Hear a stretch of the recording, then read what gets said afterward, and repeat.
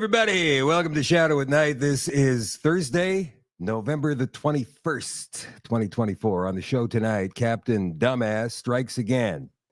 Justin Trudeau today announced that they will be repealing the GST and HST as per province starting on December the 14th and continuing for 2 months. Not only that, they're going to issue 18 million Canadians a $250 check because we're having such a hard time making ends meet right now. Yeah. So we're going to get into that, all of it, in just a second. You may have been expecting Randy Hillier on the show tonight, and I was too up until about 3 hours ago. I called Randy and I said, "Y'all ready for the show tonight?" And he goes, "Absolutely, 7 o'clock Eastern, right?" And I went, No. It's 9 o'clock Eastern. Oh, well, that's a horse of a Randy is like red-green, right? Well, that's a horse of a different color. So we had to reschedule. I think maybe 10 o'clock Eastern's a bit late for Randy. He's a farmer after all. He does have animals to tend to early in the morning. So we rescheduled for next Thursday night at 8 o'clock Central, a conversation with Randy Hillier. We're going to discuss 15-minute cities. We're going to discuss a lot of things, including the charges that he had dropped a couple of weeks ago, convoy related. I said, "What were the charges again?" He said, "Well, there was one about resisting arrest."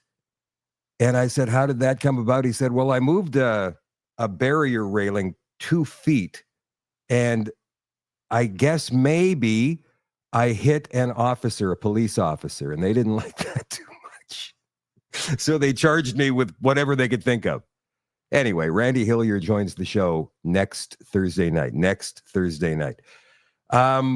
Before we get into what is coming up on the show the next few nights, obviously, Shadow at Night Live is brought to you by CanadaNanoSilver.com. CanadaNanoSilver.com with the toothpaste. Pharmaceuticals toothpaste. First, we're starting out with Crest. It's a classic. It's an original. It's what I've used most of my life. But that being said, it does have its problems. First off, the consistency is so weird and thick. And I get it's a paste, but it really doesn't spread that well. And I must also say that I'm not in love with the taste. I get toothpaste isn't supposed to taste good, but why shouldn't it? But that being said, it does get the job done. Next, we have Silverceuticals. They have 3 flavors, but today we're going with Bubbleberry. And already it smells so good. So I'm excited to see what this tastes like. The consistency is also a lot smoother, and I must say it spreads way nicer in your mouth. This literally tastes like fruit bubblegum. Yeah, this toothpaste was pretty good. I actually went in for seconds, and it's infused with nano silver, so it helps remineralize your teeth and keep them fresh throughout the day. 100% go with Silverceuticals. And here's the results. What's your favorite toothpaste? Do you remember CanadaNanoSilver.com? Do you remember when I said kids might go back for seconds and thirds with the Bubbleberry toothpaste? Well, what did that kid say right there? He said it right to our faces. For more information, to order online, it's CanadaNanoSilver.com. Again, that is CanadaNanoSilver.com for a retail location near you, of which there are 30 spread across the country. You can check out the retail locations tab on the website. And if you would like to become a retailer of these awesome products, get a hold of Kevin and Anna through the contact tab at CanadaNanoSilver.com. Again, that is CanadaNanoSilver.com. Who's here tonight watching? All right, Randy Rawlinson. Randy, you're in Fort St. John, British Columbia. Well. I have somebody coming on the show next Tuesday night. Her name is Michelle, and she is from that very town we just mentioned, Fort St. John, British Columbia, Michelle Wharton. Michelle has been vaccine injured. It has been diagnosed by doctors, but in the United States, not in Canada. So she cannot get treated for her symptoms in Canada because the doctors here refuse to acknowledge that she has been vaccine injured. I would imagine being in British Columbia, it makes it even tougher because of the new regulations and laws that came out there regarding doctors being pretty much held to account for anything they diagnose or anything they prescribe these days by the province themselves, not by the doctor's board, but by the province themselves. And if the province doesn't agree, even if the people on that board, that provincial medical board, are not doctors themselves, they can be thrown in jail. So Michelle needs to seek treatment elsewhere for her symptoms. And Yeah, it's an interesting story, and she's going to join the show with a couple of friends. I think her mom is coming on next Tuesday night as well. I want to throw this up on the screen for you guys in case you missed this. This came out a couple of days ago. Judge tosses vexatious, and that's hilarious, vexatious Canadian Armed Forces vaccine mandate lawsuit over lack of material facts. Remember? Over 300 members of the Canadian Armed Forces were kicked out, or they were made to do awful things, or laughed at and made to stand outside in minus 25-degree weather for 9 hours at a time because they refused to bend the knee and take that shot. Well, the judge in this case calls it vexatious. More than 300 plaintiffs who were seeking $1.3 million in damages each will now collectively pay the Canadian government $5,000 in court costs. That is absolutely outrageous. They were being represented by our friend at Valor Law, Catherine Christensen, and Catherine is going to come on the show on Monday night to talk about that. Vexatious. I don't think so. Maida says, love the story on John Lennon on the extension a couple of nights ago. Yeah, that's interesting. The assassination of John Lennon. Was it everything we've heard it is or was over the past 40 years? Nobody, and this is interesting in that video, nobody has ever come out and said that John Lennon was, in fact, shot by Mark David Chapman, because nobody saw it happen. Nobody has said that is how it went down. It was just assumed, and then it became folklore, and that was that. Not even Yoko Ono has come out and said that. That video exists in the News and Human Interest section on the website, shadowdavis.com. Again, that is shadowdavis.com. Remember the other night, I was talking about, now somebody called me on this, and we didn't get into any kind of conversation or argument or debate about this, but I was suggesting that Donald Trump, you know, the Antichrist from Revelations in the Bible, right? Some people have been saying that it's Donald Trump, and I suggested that the possibility exists that it could be Donald Trump, because that Antichrist character is supposed to be one of these personalities who just draws the world together. And what is Trump going to do right now? He's going to take us away from the brink of war. I'm not saying the other side isn't in on it. They're all playing a role. All the world's a stage after all. But I was sent a very interesting video today about Elon Musk perhaps playing that role. And there is testimony from a woman that used to be. Now, I know how this sounds, you guys. Believe me, I know, because I felt the same way myself, and I still kind of do. But we have testimony from a woman who used to babysit Elon when he was a young boy, like 8, 9, 10 years old, who claims she saw some stuff. And it's alarming. Obviously, I can't play that video here, because you know what's going to happen. The censorship goons will come down and take the show right off the air. You guys have seen that happen before.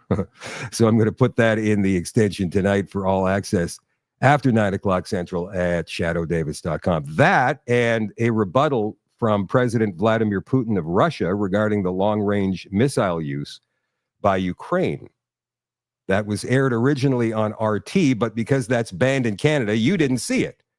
Well, I happen to have a copy of what he said, translated and everything, and we're going to play that on the extension tonight. If you're not an all-access member, become one at shadowdavis.com. One more thing before we get into the stuff tonight, the GST. Right Blend, our friend Patriot Smoothie, posted this on his X account earlier today. Pat King's verdict will be delivered tomorrow morning at 9:30 Eastern. It's tomorrow morning.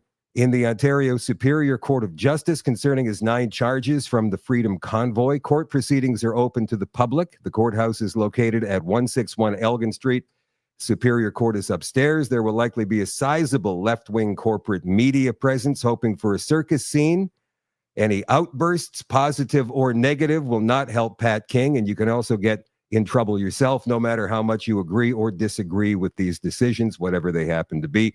Respect is required in the courthouse. Keep that in mind if you plan on attending tomorrow morning. As with the entire proceedings so far, there will be no Zoom access for the public for King's decision. That is tomorrow morning at 9:30. I'm certain that Right Blend will be posting on that the second he receives the news. If you don't follow him on X or on YouTube or on Facebook, please go ahead and give him a follow. Right Blend, at Right Blend on all social media. All right, so let's go to the left-wing corporate funded taxpayer funded CBC for this story. As announced by Justin Trudeau today, he plans to send $250 checks to most people and slash GST on some goods starting on December the 14th. How's he going to do this? We're going to get into that. But here today is Justin Trudeau making the announcement. 2 months starting December. We're going to remove the GST, HST from groceries, 100% of groceries. All groceries. We're going to remove the GST from restaurant meals, takeouts, fast food. Removing the GST from beer and wine. Removing the GST for essentials like kids' clothing, footwear, diapers, and toys. Yeah. So, for 2 months, you don't have to pay GST on any of that stuff. Jagmeet Singh, who is his partner in crime on this one and will claim credit for forcing the Trudeau government into this move, took it a little bit further. Minister, I will make it permanent. We fought for this. We said this is important, and the Liberals informed us that they had caved to our demands. But they included a Liberal letdown. This is temporary, and it doesn't include the monthly bills. But we know that middle-class families need a break. So this is what we are committing to today. We want to see this relief done as quickly as possible. So we're prepared to pause the privilege motion that's being debated in the House for 1 day, get this bill passed in 1 day, so that working families, so that middle-class families can get this relief as quick as possible. Okay, so what does he mean when he says that? Well, remember that the House of Commons is still completely and totally deadlocked. They can't move ahead with government business right now because of that pesky problem, that $400 million green slush fund controversy that's going on. And until the Liberal government produces unredacted documents from that, all of that, to the RCMP, government business cannot proceed. However, what Jagmeet Singh said there is that, well, we're willing to suspend that for 1 day to get all this stuff moved through. Now, because this is a financial motion, it will be a vote of confidence automatically. NDP and the Liberals will vote together on this, giving them just enough to get over the threshold and pass this motion. But the thing is that the Liberals apparently want to jam more stuff into this bill, aside from the GST break of 2 months starting on December the 14th. We don't know what else they want to jam through. But if the Conservatives call for debate and the Bloc calls for debate, there's no way they're going to be able to get it done. Friends, this whole thing is completely screwed. Trudeau obviously is trying to buy votes here. That's all this is. I believe he's gearing up for a spring election, and he wants it fresh in the people's minds that, hey, we gave you a break on the GST over Christmas. And those checks, those $250 checks that are going out to 18 million Canadians, by the way, won't be going out until April the 1st, which is going to cost us $4.7 billion just in those rebate checks alone. Never mind what the government would have brought in on GST over Christmas. Here's Yves Blanchette of the Bloc Québécois talking about this today. What I'm saying is, that's a tactic. That's a trick. If people get more money in their pockets, I would be ill-advised to say I'm against the idea of it.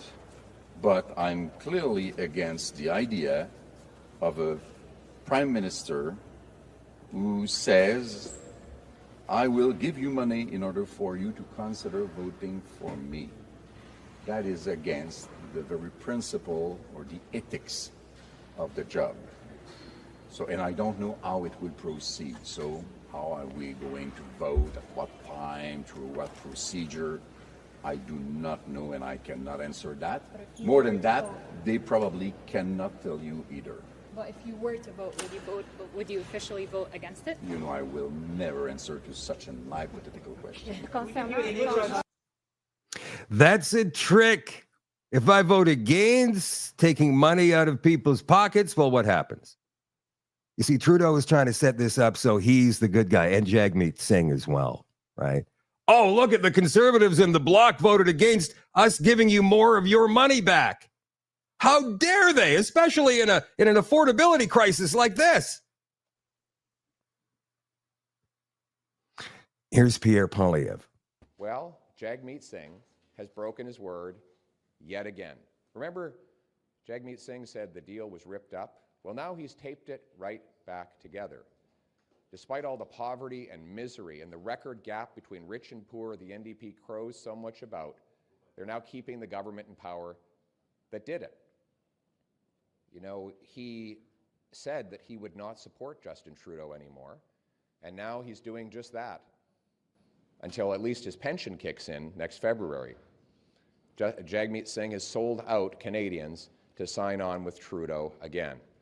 And today what we have is a 2-month temporary tax trick that will not make up for the permanent quadrupling carbon tax on heat, housing, food, and fuel, and all to save Justin's job and Jagmeet's pension. Ironically, in just a few months, Trudeau and the NDP plan to raise taxes on all the same items they claim they're giving you a break on, directly through the carbon tax. They'll be raising taxes on heat, on gas, on everything that comes in a truck. If you got it, a truck brought it, and it will be more expensive with this carbon tax. They even plan to jack up liquor taxes in April, while they claim to be taking them off for the next 2 months. That sounds like a trick. A trick. It's a trick. Fooled? You don't look like you're fooled. It's a trick. You can see the trick. Like he's even he's laughing. Nobody believes Justin Trudeau and Jagmeet Singh after they've impoverished our people and made life worse off. It's a trick.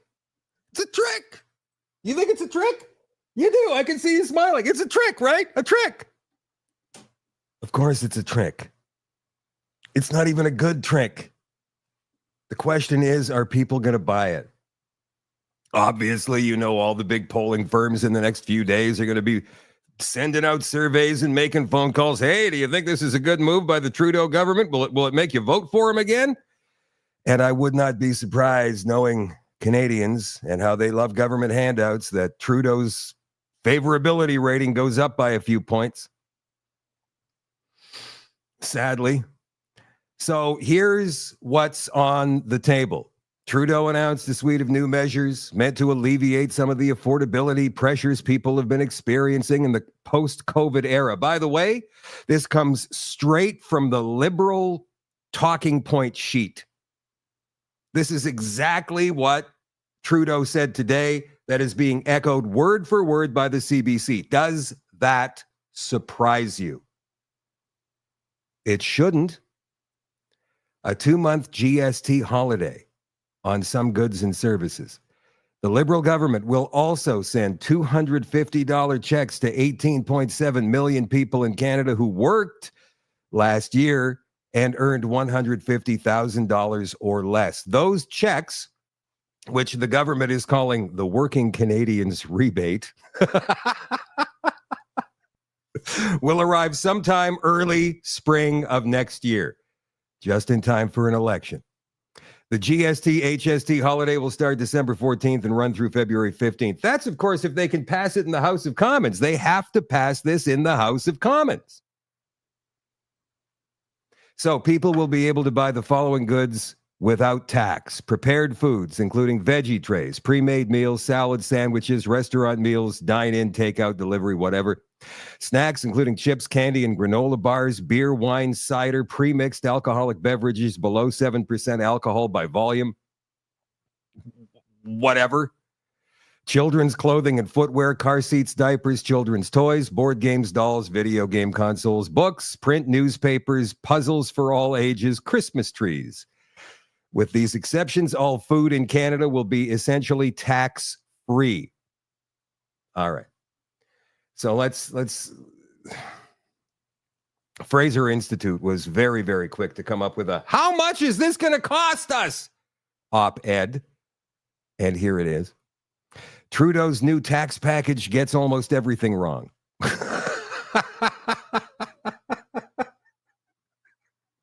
Of course it does. Did you see the thumbnail for the show tonight? It was 9 years ago that Justin Trudeau said, and the budget will balance itself, balance itself, balance itself. Of course, those tricked up videos that were turned into songs and rap tunes over the years. But balance itself. Balance. Anyway.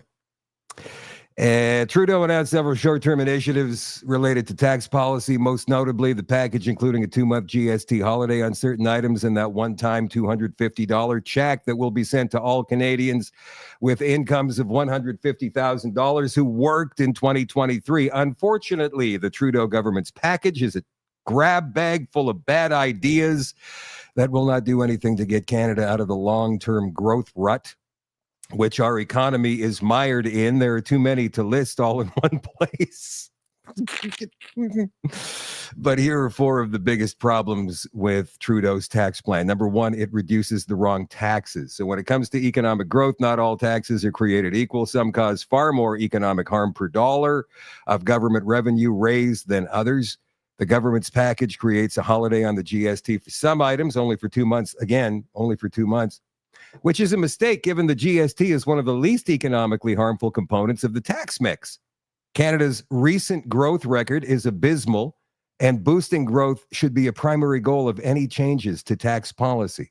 A GST cut of any duration fails this test relative to other tax cuts. Temporary tax holidays shift consumption in time. They don't boost growth. One-time tax rebates don't improve economic incentives. What else have we got here? Oh, right. $4.7 billion price tag. Now, again, that is only for sending out those rebate checks in April, right? Let's not forget how much money they're going to lose from the revenue they would have taken in if the GST had stayed. I worked it out today. It's something like $8 billion for a grand total of, let's call it $13 billion. $13 billion. This guy is willing to spend of our money. And by the way, he's not spending that money. He's going to have to borrow to make up the deficit somehow or create it out of thin air through the Bank of Canada, which is going to create inflation again, like higher than we've ever seen it before. All for this 2-month tax break so he can say, look what I did for you over Christmas. And look, I'm giving you money. I'm giving you money. I mean, seriously, this guy is intentionally trying to tank our economy. This is intentional, and this is something we've been talking about for the past 4 years in regards to the World Economic Forum's plan to destabilize the West. That's exactly what this is. Do not be fooled. So these guys here at the Fraser Institute have the right idea, but they don't really call it like they see it. And, you know, I will tell you this. Or they do call it like they see it, maybe. Maybe they don't really understand exactly what's going on in the world, although at this point, it's kind of hard not to see it. I have spoken to, in the past 2.5 days, 4 politicians. Provincial, not necessarily from Manitoba, not going to say where they're from, and federal, who know all about what's going on. They know all about it, but they can't talk about it. And I said to each one of them, and I'm not even going to name names here, because at one point they may decide, what the hell, I'll talk about it. I don't want to absolutely tank that idea going forward, so I'm not going to name them. And it's not my responsibility to do that either. It's their responsibility anyway. They said, we can't talk about it because people will think we're crazy. It's like saying I was abducted by aliens and took a probe up the ass. How many people would actually believe you? Well, probably more these days than maybe 10 years ago, but you get what I'm saying here. And the other thing is that they would never, ever be elected again, ever. And they would be smeared and, of course, canceled all over social media. And that's not what they want. Plus, how would this look in their community circles? A lot of these people are community leaders. They lead fundraising organizations, United Way, Red Cross, that kind of thing. So if they came out publicly and said, oh, and by the way, those organizations would absolutely disown them. They would be left alone. Now, I'm not saying for me that would be a scary thing because it's already happened to me. I don't care. Doesn't matter. And none of us should, because if we do, then things will never change for these people. And, you know, I asked each of them as well. I said, when did you figure this out? One of them said 4 years ago. And I said, are you freaking kidding me? And you've sat there like this? How can you do that? The other three in the last 6 months. And through a lot of the work that Ken Drysdale has done, by the way, with Manitoba Stronger Together and all of the great seminars he's been doing in rural municipalities around Winnipeg, warning people about this Winnipeg Metro Region 2050 Smart City Plan. And maybe, if I'm able to get this out of 4 politicians, maybe there's more that do know about it, but they just won't talk about it. And so this is where the problem lies, you guys. And I'm going to ask you, if you're one of these people, I mean, you know, you might be new here. You might be relatively new here. You might be a long timer. You might have been screaming your head off about this for the past 4 or 5 years. I don't know. You might have given up after trying it for 2 years. Whatever the case, the more of us who speak up about all of this and we're able to tie all of it together. Also remember, please remember that it's easy to prove it based upon everything that you see on the World Economic Forum website, everything you see on the United Nations website, all the literature that's come out from the Canadian government, and all of the literature that's come out from the Partners for Climate Protection, ICLEI Canada, the Federation of Canadian Municipalities, and what's in your cities, towns, or municipalities plan for 2050 or 2030 or whatever plan it is. And I've told you guys repeatedly how to find that. I suggest you go ahead and look for it. It's not going to be that difficult. More government controversy. Somehow Justin Trudeau seems to have one controversy after the next, after the next, after the next. Remember that Parliament is paralyzed right now because he refuses to hand over unredacted documents regarding the $400 million green slush fund to the RCMP. Well, what about the Randy Boissonneau scandal? This is, I believe he's the Minister for Infrastructure, or is it Energy or Jobs? He's a minister, or used to be. He's a cabinet minister, stepping down after shifting claims on his Indigenous heritage.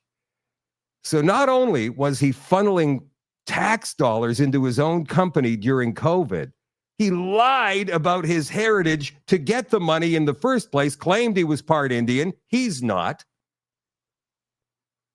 And then there was some other Randy, the 2 Randy scandal. So he's stepping down from cabinet when he should be in handcuffs. Seriously. He should be in handcuffs, sitting in a jail cell right now, awaiting bail, which, if I had my way, would never come. One of the Conservative MPs who's been grilling him and others relentlessly in committee over the past 3 months is Michael Barrett.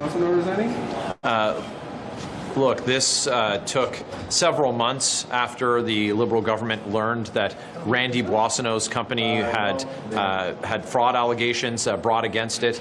We now know that the Edmonton Police is investigating Randy Boissonneau's former company and his former business partner for fraud. We know that Randy Boissonneau, while he was the 50% owner of the company, that it made claims that it was 100% Indigenous owned, when Randy Boissonneau himself has said that he does not have Indigenous identity. This is a prime minister who had allowed Randy Boissonnault to stay in his cabinet, and only the day before Randy Boissonnault resigned, said that he was happy to have him continue in cabinet.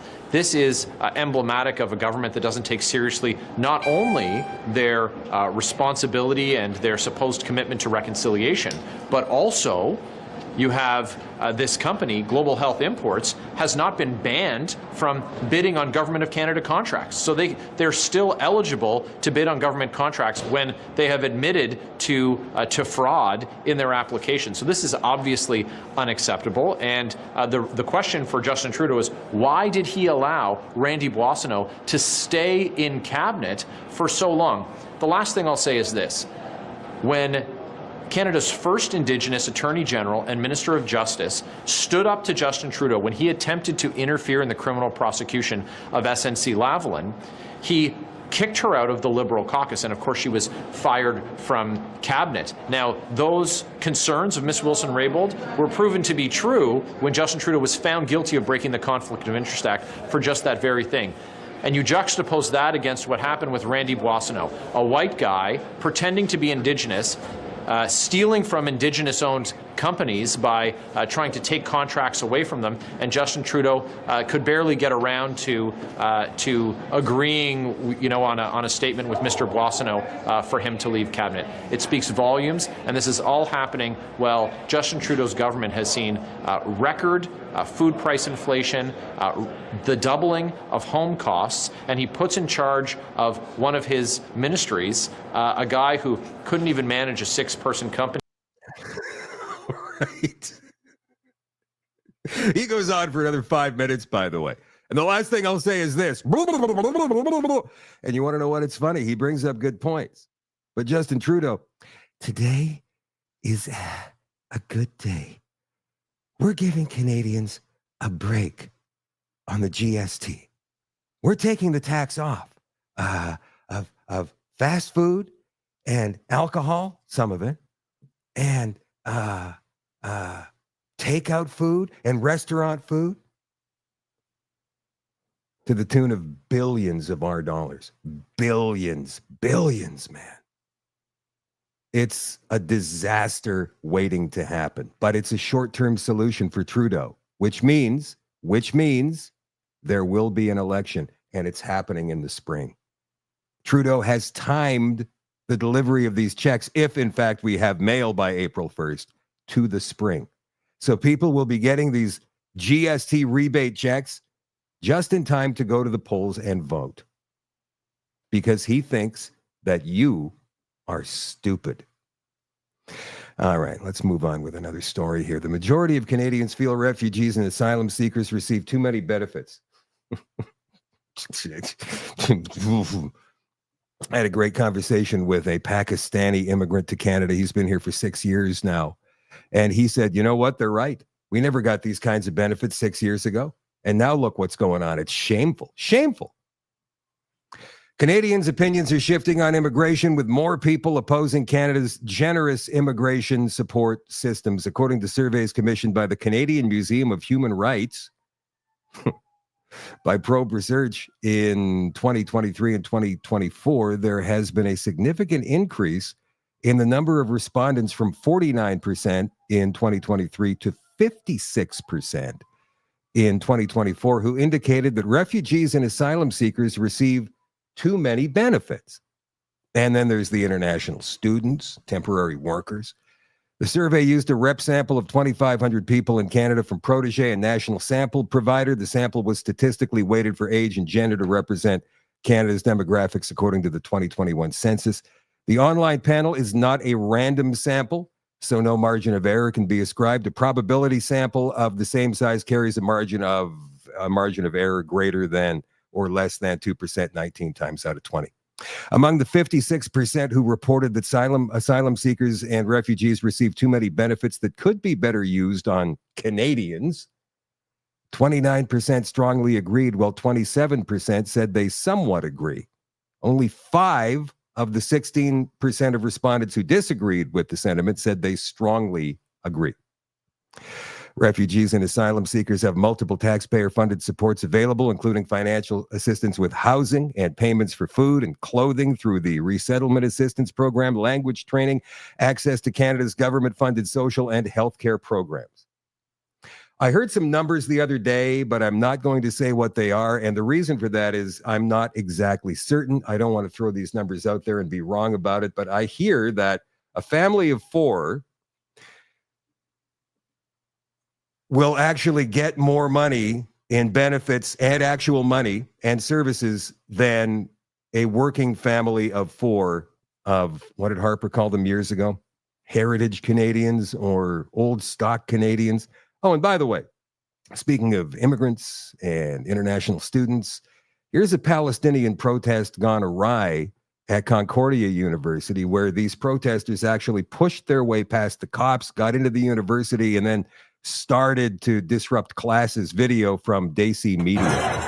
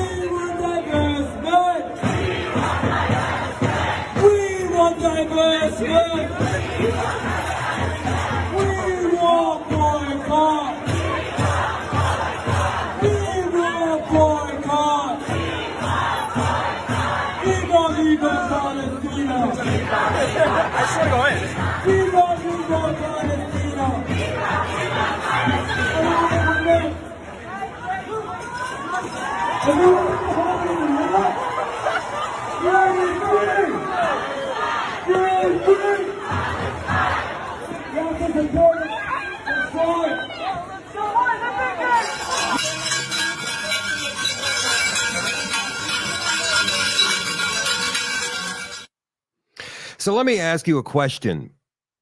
Why doesn't the government just come out and say, all right, any more of these Palestinian protests and you're not Canadian, you're here on a student visa or whatever kind of visa you're here on, you're out, instantly deported back to where you came from. And as far as any Canadians taking part in this, we'll throw you in jail. We'll throw you in jail just like we did with the Freedom Convoy people. How about that? And then we'll slap you with vexatious charges and completely ruin your life for the next 4 or 5 years. We are going to F you up so freaking bad that you will never, ever want to protest again. Now, the difference, of course, between the Freedom Convoy and this is obvious. Do I need to go into it? Probably not. We need somebody like Trump up here. Trump would just step up to a microphone and say, the nonsense is over. And then make that threat that I just suggested, and guess what would happen? It would happen one more time, and that would be the end of it. Donald Trump, by the way, this came out last week, but I didn't get a chance to put it on. He said the U.S. will be withdrawn from the World Health Organization again. Health Organization has become nothing more than a corrupt globalist scam paid for by the United States, but owned and controlled by China. When the China virus reached our shores 3 years ago, the World Health Organization disgracefully covered the tracks of the Chinese Communist Party every single step of the way. For this reason, it was my great honor to terminate America's relationship with the World Health Organization. The United States was paying the World Health Organization almost $500 million a year. When I dropped out, I took it out of there. And for 330 million people, even though China was paying only $40 million for 1.4 billion people. So we had 330, they have 1.4, and we're paying more than 10 times the amount.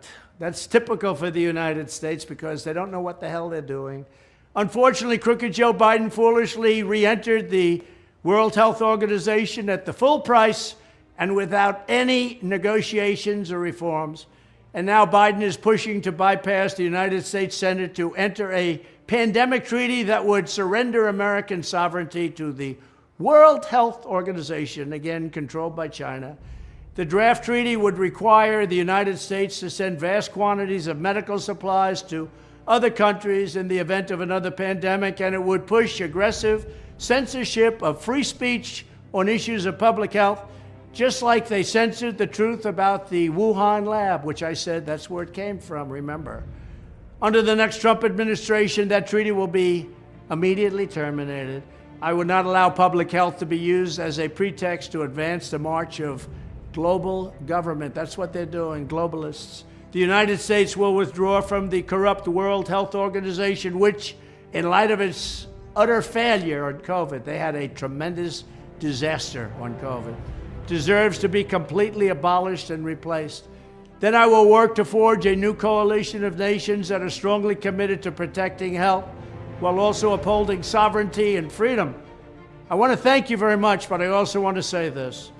I could have renegotiated the deal. I could have gone into the World Health Organization for $25 million. Biden didn't take that deal. He's paying almost $500 million. They were so anxious to get the United States back after I terminated the agreement. They were so anxious to get it back that they offered me a deal, $25 to $30 million. And I said, no, I'll wait. Could have gotten it for less, but I didn't want less at that point. We were paying almost $500 million. Could have done it for $25 to $30. Biden took the almost the $500 million deal. He knew he could have gotten back in for less. So why did he pay so much? But that's just one of many things that are wrong with our country. Thank you very much.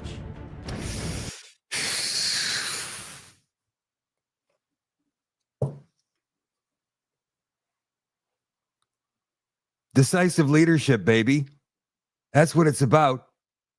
Oh, did you hear the International Criminal Court has issued a warrant for Israeli Prime Minister Benjamin Netanyahu? Yeah. So if Netanyahu leaves Israel and goes into, let's say, another country like Canada, he'll be arrested. Here's Trudeau. Has issued warrants for Prime Minister Benjamin Netanyahu and his former Defense Minister Yoav Gallant. Canadian law enforcement is obligated to arrest them should they come to Canada. Will you allow that to happen, or will you step in to prevent an arrest? First of all, as Canada has always said, it's really important that everyone abide by international law. This is something we've been calling on from the beginning of the conflict. We are one of the founding members of the International Criminal Court, the International Court of Justice. We stand up for international law, and we will abide by all the regulations and rulings of the international courts. This is just who we are as Canadians. At the same time, we need to keep working to solve this terrible situation. Yeah, because we've got a lot of say-so and a lot of credibility in that regard, because Justin Trudeau has built up so much cred these past 10 years that his words are golden, man, and everybody is going to go along with what he says. It's insane. It's insane. But now I'm hoping that you're getting the idea here. When Trump says he's going to remove the United States from the World Health Organization and try to create a new one with like-minded countries, like-minded freedom-loving countries, where's that going to leave Canada? Who's going to stay in the Chinese-run World Health Organization? And who's going to go to this new one that Trump wants to put together for freedom-loving countries? What's Canada going to do? And the same thing with this Netanyahu thing, right? The International Criminal Court has issued a warrant for him. Now, I'm not going to get into the middle of this Israel-Palestine thing, because you guys know my feelings on that, which are pretty much whatever. I don't want it in our country. I don't want it in our country. And as far as what this might mean for the New World Order or the globalists or whatever, I don't know, because I haven't figured that out, and neither do you. So don't sit there and say anything other. You have a theory, yeah, maybe, but you don't know exactly what's going on, because nobody does. None of us do. We're just kind of watching things unfold around us. In my opinion, the two cabals are coming closer and closer. to some kind of loggerheads. What's going on with Russia, Ukraine, Israel, Palestine? It's happening. It's happening right now. Now, the question I have is, are there two cabals? Or are there two legs and one cabal sitting on top, controlling both? And then the next logical question would be, why go to all this trouble anyway? Like, if you want to take over the world, then just take it. If you have that kind of power, then just take it. Or is it all part of your satanic ritual that you got to sit there and play these games with us first? You know, like a cat plays with a dead mouse. It's ridiculous. Maybe they have to, according to scripture, maybe they have to give us the chance to figure it out so we can step up and fight back. I don't know. But it's crazy. And, you know, the funny thing is that many of you will focus on this one thing, right? And not anything else. It's everything else is a distraction. And then somebody else focuses on the trans agenda and says to me, well, everything else is a distraction. This is the problem, right? We need to focus on all of it because guess what? It's all part of the same thing. Destabilization, demoralization. That's what it is. They're trying to get it to the point where we don't know what to believe anymore. They're trying to use our brains against us. So just when it seems like it's too much, and I will tell you that yesterday it seemed like it was too much for me, and I just didn't do a show. I just didn't because I went, no, short circuit. Sometimes you have to take a couple of steps away and go and do what makes you happy before you can come back and look at it with some kind of perspective. Never get married to an idea that might be wrong. Never go into anything thinking, I know exactly what's going on, because you don't. Unless you have got irrefutable proof, you just don't. Now, as far as the world reacting to the ICC issuing arrest warrants, let's see who's on board with this. Well, Israel obviously rejects it. Hamas likes it. People in Gaza, yeah, they're skeptical about it, but they like it too. The Palestinians love it. Jordan, Palestinians deserve justice. In the United States, different story. The White House said Washington fundamentally rejects the ICC decision, adding they're deeply concerned by the prosecutor's rush to seek arrest warrants and the troubling process errors that led to this decision. Canada, oh yeah, we got to support international law. That's what Trudeau said. You just heard him. South Africa, absolutely. We believe in international law. We urge all state parties to act in accordance with their obligations. European Union said the same thing. The Netherlands respects the independence of the ICC. France, same thing. Norway, same thing. Ireland, same thing. Now, what about Italy? Italy's Foreign Minister Antonio Tajani said Rome would consider with allies how to interpret the decision and act together. We support the ICC. The court must play a legal role and not a political role. So that's interesting coming from the government of Giorgia Meloni. Maybe that is a diplomatic way of saying we're going to wait and see here until we can figure out whether this is legal as opposed to being politicized. Sweden says they want to act on the warrants if Netanyahu, for some reason, decides to go to Sweden. Hungary is an interesting one as well. They condemned this decision. In the UK, of course, Keir Starmer, he's all about it. So it seems like the globalists support the decision, with the exception of the United States government, and everybody else is rejecting it. That's interesting. Take from that what you will. Matt Gaetz was supposed to be the next attorney general in the United States. He's a congressman from Florida, but he withdrew this morning because of allegations that he was having sex with a couple of 17-year-olds a few years ago, and that lasted for a few months, and he was paying the money to do it.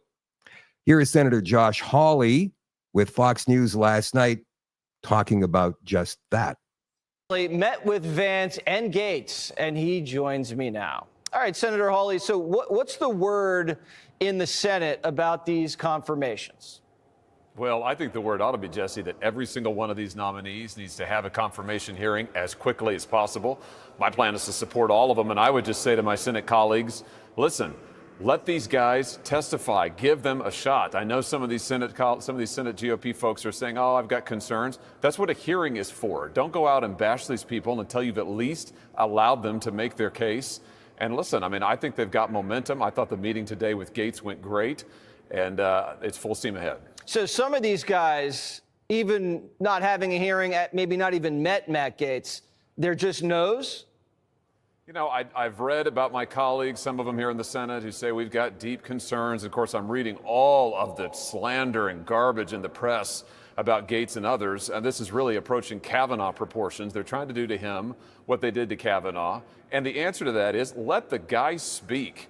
He deserves to be able to address this himself. He deserves to be able to lay out his vision and the president's vision for the DOJ. And I look forward to that. And listen, as I said to President Trump, I'm going to help in whatever way I can to get the president the cabinet that he wants and deserves. Take Gaetz out for a second. Just talk about all these guys and women that are up for these cabinet positions. I saw your colleague Tuberville hold up a sign on the Senate floor with a big 0. 0 Democrats in the Senate voted against any of Biden's cabinet nominees. 0. And look what these nominees did in Biden's cabinet. They wrecked the country. They blew open the border. They spent trillions of dollars. 0 Democrats were against them. Are Republicans comfortable voting against President Trump's picks?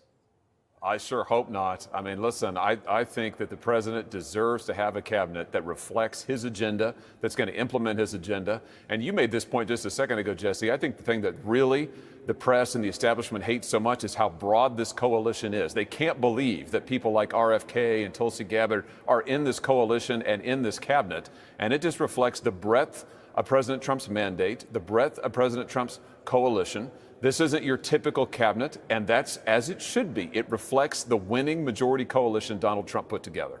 So is the president-elect burning up the phones? Is he making threats? I know some people are threatening primaries against some of these Republican senators if they don't vote yes.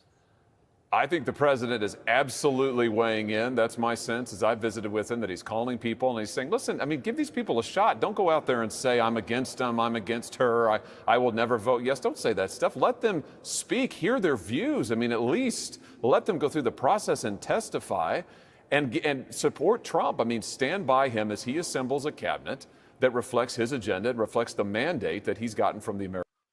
Yeah, so I agree with that. I agree. It shouldn't be so politicized, even as the Democrats are now saying, oh, no, Trump didn't win the popular vote because we're counting illegal ballots in California and Pennsylvania. They are.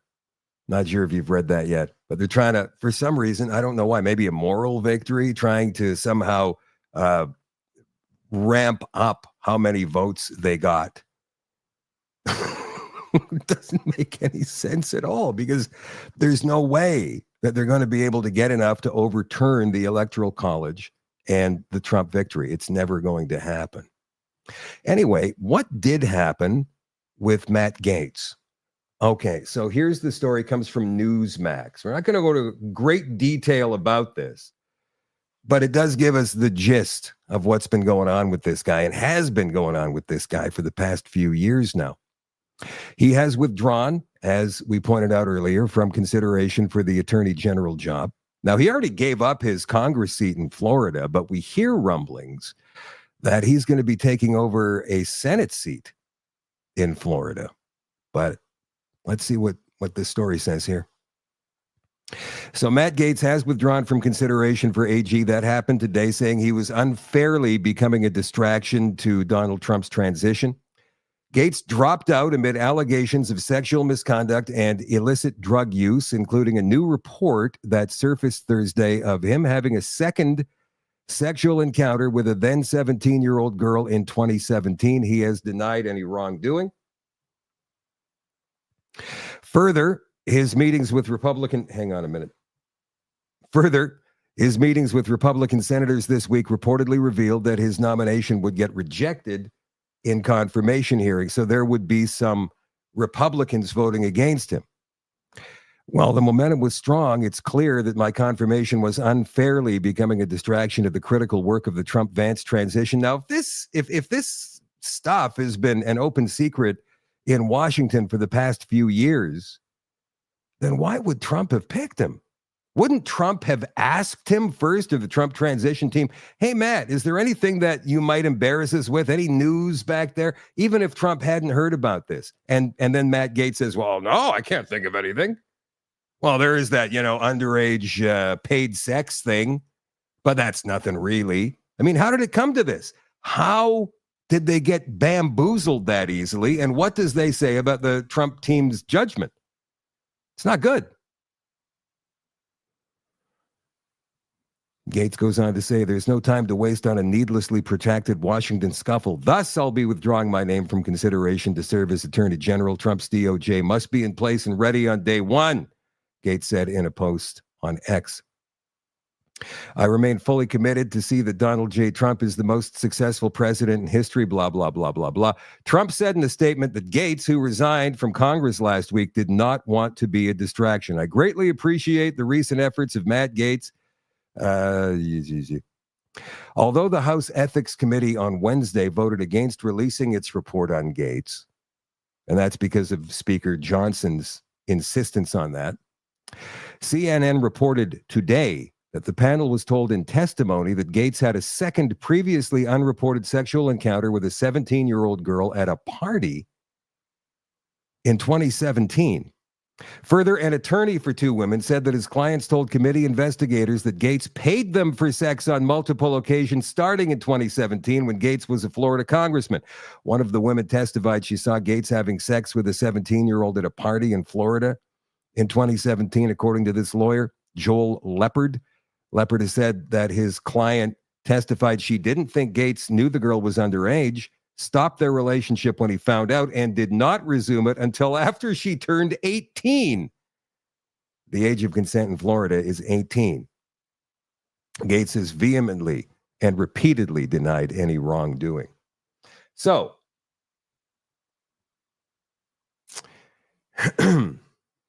what do you think about this? I think he was right to step down. I think as these things are flying around, and that's a pretty serious allegation, that is something we stand against on the common sense side of things. MAPS, minor attracted persons, we don't want that. That's sick. And that needs to not be anywhere near us. So he's right to step down. But because he's never been convicted of any of this,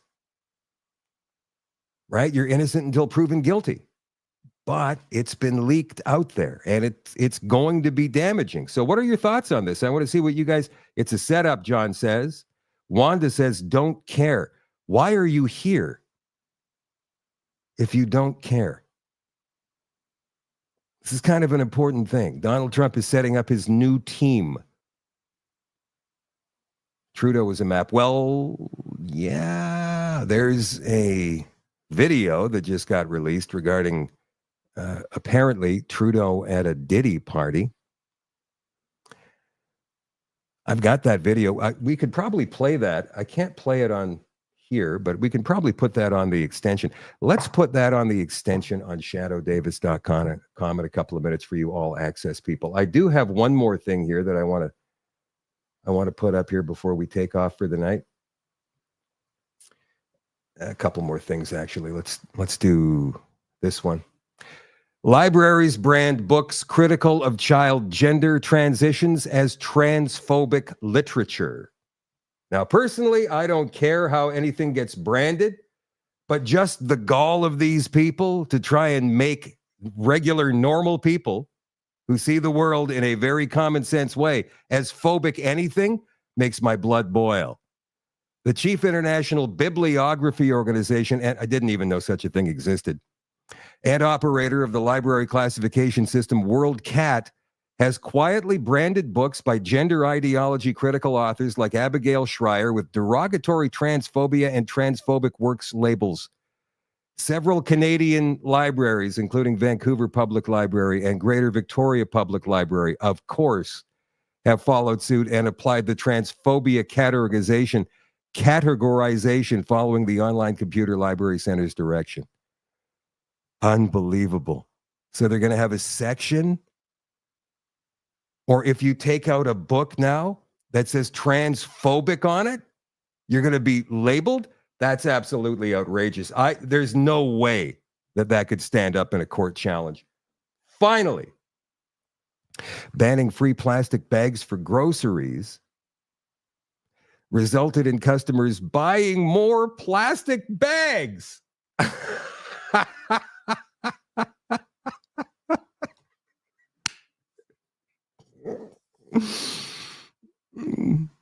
Regulations imposed to protect the environment may continue to have impacts even after they're repealed, and those lingering impacts include some that run contrary to the goals of the policies in the first place.